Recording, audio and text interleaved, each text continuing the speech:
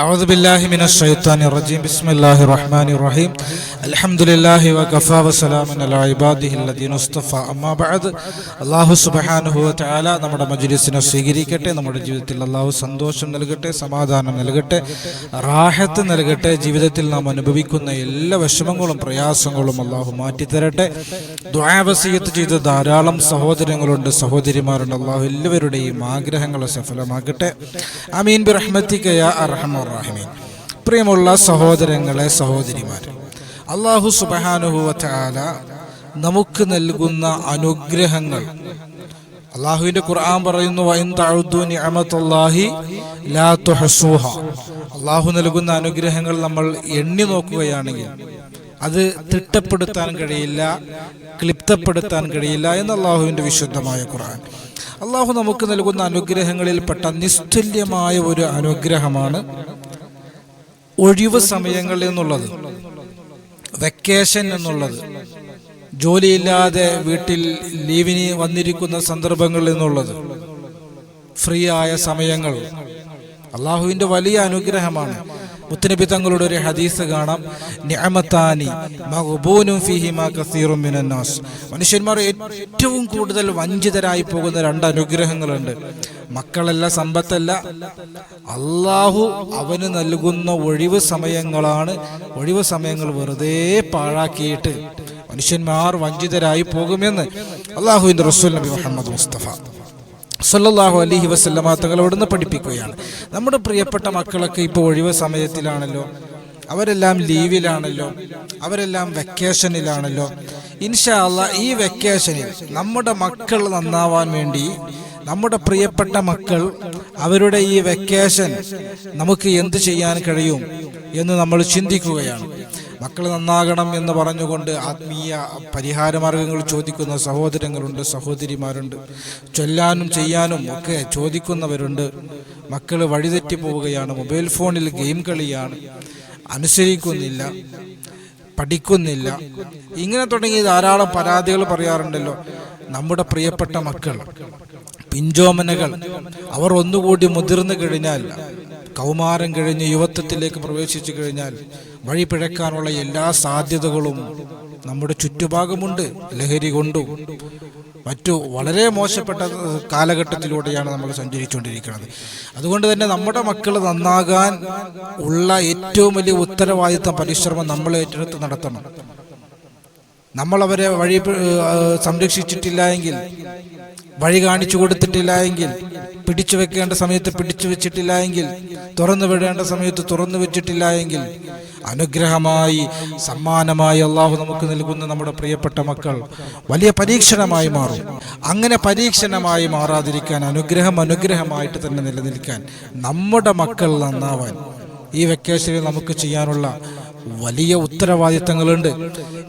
ഉമ്മമാര് നിർവഹിക്കേണ്ടുന്ന, ഉമ്മമാരുടെ കയ്യിലാണ് മക്കളുടെ ഭാവി.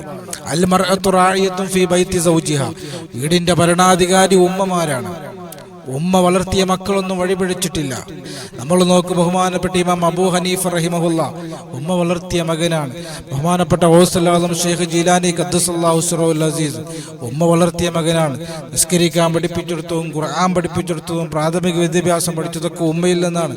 അബൂ ഹനീഫ റഹിമഹുല്ലയുടെ ചരിത്രത്തിൽ കാണാം, അദ്ദേഹത്തിന്റെ കൈ പിടിച്ചുകൊണ്ട് എല്ലാ ദിവസവും സുബഹിക്ക് പള്ളിയിലേക്ക് കൊണ്ടുപോയി കൊടുക്കുമായിരുന്നു ഉമ്മ. എന്നിട്ട് മകൻ ഹൗദിൽ നിന്ന് കാൽ കഴുകി പള്ളിയുടെ ഉള്ളിലേക്ക് പ്രവേശിക്കുന്നത് ആ ഉമ്മ നോക്കി നിൽക്കുമായിരുന്നു.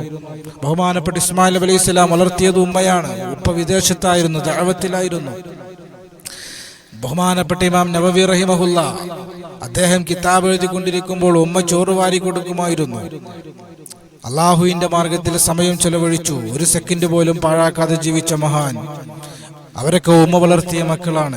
അതുകൊണ്ട് ഉമ്മമാർക്ക് വലിയ പങ്കുണ്ട്, വലിയ ഉത്തരവാദിത്തമുണ്ട് മക്കളുടെ വിഷയത്തിൽ. ഇൻഷാ അല്ലാഹ് നമ്മുടെ പ്രിയപ്പെട്ട മക്കൾ വെക്കേഷനിലാണ്, അവർക്ക് സ്കൂളില്ല, മദ്രസ വിട്ടാൽ അവർ ഫ്രീ ആണ്, ഒഴിവ് സമയമാണ്.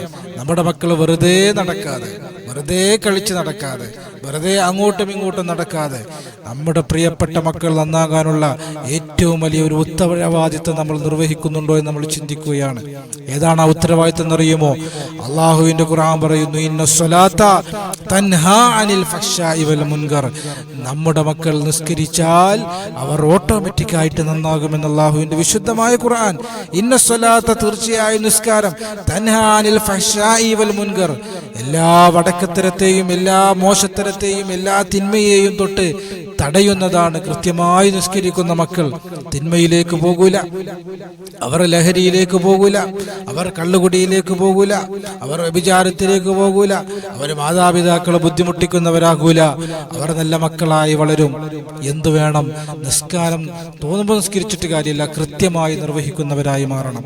കൃത്യമായി നിർവഹിക്കണമെങ്കിൽ ചെറുപ്പം മുതലേ അതിനുള്ള ഒരു പരിശീലനം നമ്മൾ കൊടുക്കണം. 7 വയസ്സായി കഴിഞ്ഞാൽ നിസ്കാരം കൊണ്ട് കൽപ്പിക്കണമെന്നാണ് മുത്തുനബി തങ്ങൾ പഠിപ്പിച്ചത്. 10 വയസ്സായിട്ട് നിസ്കരിക്കുന്നില്ല എങ്കിൽ 10 വയസ്സായിട്ട് നിസ്കരിക്കാത്തതിന്റെ പേരിൽ അവർക്ക് ശിക്ഷണം കൊടുക്കണമെന്നാണ്. നമ്മുടെ പ്രിയപ്പെട്ട മക്കൾ വെറുതെ ഇരിക്കുന്ന ഈ വെക്കേഷനിൽ എത്ര മക്കളെ നിങ്ങൾ പള്ളിയിലേക്ക് പറഞ്ഞയക്കുന്നുണ്ട് ഉമ്മമാർ? നമ്മൾ ചിന്തിക്കണം. എത്ര ഉമ്മമാർ, എത്ര രക്ഷിതാക്കൾ മക്കളെ സുബഹിക്കും ളുഹുറുക്കും അസ്ർക്കും മഗ്രിബിക്കും ഇശാക്കും 5 നേരവും പള്ളിയിൽ പോയി ജമാഅത്ത് നിസ്കരിക്കണമെന്ന ഒരു നിർബന്ധം എത്ര ഉമ്മമാര് കാണിക്കുന്നുണ്ട്? അത് കാണിക്കാതെ നമ്മൾ ചെയ്യേണ്ടത് ചെയ്യാതെ മക്കൾ വഴിപഴിച്ചു പോയിട്ട് നെഞ്ചത്തടിച്ചിട്ട് കാര്യമില്ല.